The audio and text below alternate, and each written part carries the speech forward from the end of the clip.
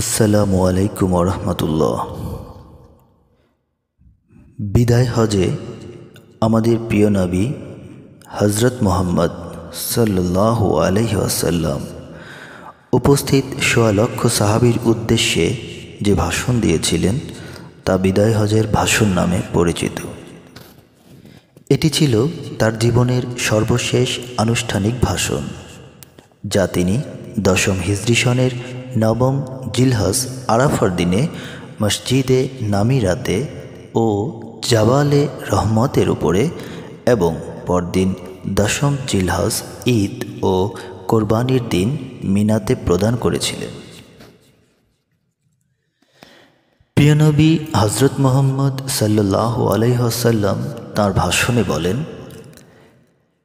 হে লোক সকল, আল্লাহ তাআলা বলেছেন, হে মানব জাতি, আমি তোমাদের এক পুরুষ ও এক নারী থেকে সৃষ্টি করেছি এবং তোমাদেরকে বিভিন্ন জাতি ও গোত্রে বিভক্ত করেছি, যাতে তোমরা পরস্পরে পরিচিত হতে পারো। নিশ্চয়ই আল্লাহর কাছে সেই সর্বাধিক সম্মানিত যে সর্বাধিক পরহেজগার। কোনো অনারবের উপর কোনো আরবের, কোনো আরবের উপর কোনো অনারবের, এমনিভাবে শ্বেতাঙ্গের উপর কৃষ্ণাঙ্গের এবং কৃষ্ণাঙ্গের উপর শ্বেতাঙ্গের কোনো শ্রেষ্ঠত্ব নেই, তবে তাকওয়ার ভিত্তিতে। সব মানুষ আদম আলাইহিসসালামের সন্তান, আর আদম আলাইহিসসালাম মাটি দ্বারা সৃষ্ট। এক মুসলমান অপর মুসলমানের ভাই, সব মুসলমান পরস্পর ভাই ভাই। তোমাদের অধীনদের প্রতি খেয়াল রাখবে, তোমরা যা খাবে তাদেরকে তা খাওয়াবে, তোমরা যা পরিধান করবে তাদেরকেও তা পরাবে।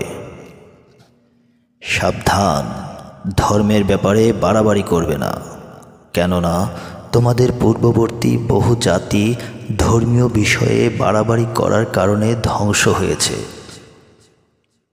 তোমরা তোমাদের রবের ইবাদত করবে, ৫ ওয়াক্ত নামাজ পড়বে, রমজান মাসে রোজা রাখবে,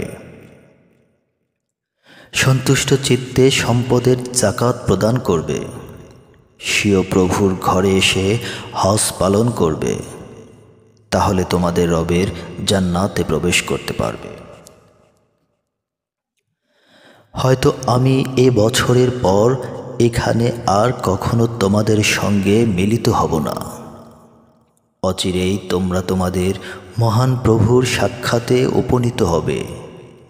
তখন তিনি তোমাদের কৃতকর্ম সম্পর্কে জিজ্ঞেস করবেন। তোমাদের কারো কাছে যদি কোনো আমানত গচ্ছিত থাকে, তা তার প্রাপকের নিকট অবশ্যই পৌঁছে দেবে।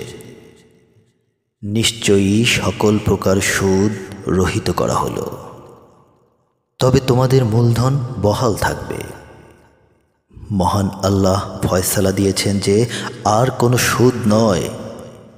আব্বাস ইবনে আব্দুল মুত্তালিবের সব সুদ রহিত করা হলো। তোমরা কোনো জুলুম করবে না, বরং তোমাদের প্রতিও কোনো জুলুম করা হবে না। জাহিলি যুগের যত রক্তের দাবি তা সব রহিত করা হলো। সর্বপ্রথম আমি রবিয়া ইবনে হারিস ইবনে আব্দুল মুত্তালিবের শিশুপুত্রের রক্তের দাবি রহিত করলাম। নিশ্চয়ই আল্লাহ তাআলা প্রত্যেক প্রাপকের জন্য তার অংশ নির্ধারণ করে দিয়েছেন। যে ব্যক্তি নিজের জন্মদাতা ছাড়া অন্যের সঙ্গে নিজের বংশসূত্র স্থাপন করে এবং যে নিজ মনিব ছাড়া অন্যকে মনিব বলে স্বীকার করে, তার উপর আল্লাহর লানত। সব ঋণ পরিশোধের যোগ্য ও অধিকার, ধারকৃত বস্তু ফেরতযোগ্য। উপঢৌকনেরও বিনিময় প্রদান করা উচিত। জামিনদার জরিমানা আদায় করতে বাধ্য থাকবে। কারো জন্য তার অপর ভাইয়ের কোনো কিছু বৈধ নয়, যতক্ষণ না সে নিজে সন্তুষ্ট চিত্তে প্রদান না করে। কোনো মহিলার জন্য তার স্বামীর অনুমতি ব্যতিরেকে স্বামীর অর্থ সম্পদ থেকে কাউকে কিছু দেওয়া বৈধ নয়। তোমরা কখনো একে অন্যের উপর জুলুম করো না। নিশ্চয়ই তোমাদের স্ত্রীদের উপর তোমাদের অধিকার রয়েছে এবং তোমাদের উপরও তাদের অধিকার আছে। অতএব হে মানব জাতি, তোমরা আমার কথা অনুধাবন করো। আমি তো পৌঁছে দিয়েছি। আমি তোমাদের মাঝে এমন সুস্পষ্ট দুটি বিষয় রেখে গেলাম, যা দৃঢ়ভাবে ধারণ করলে তোমরা কখনো পথভ্রষ্ট হবে না। আল্লাহর কিতাব এবং তার নবীর সুন্নাহ। আমি তোমাদের মাঝে জিনিস রেখে গেলাম, আল্লাহর কিতাব এবং আমার ইত্রাত। প্রত্যেক মুসলিম অপর মুসলিমের ভাই এবং মুসলিমগণ ভ্রাতৃপ্রতিম। সুতরাং কোনো মুসলিমের জন্য তার ভাইয়ের কোনো কিছু বৈধ নয় যতক্ষণ না সে সন্তুষ্ট চিত্তে তাকে তা প্রদান করে। অতএব তোমরা নিজেদের প্রতি কোনো জুলুম করো না। সকলে শোনো, এখানে উপস্থিতগণ যেন এই বার্তাগুলো অনুপস্থিত লোকদের নিকট পৌঁছে দেয়। হয়তো অনেক অনুপস্থিত লোক উপস্থিত শ্রোতা অপেক্ষা অধিক হেফাজতকারী হবে।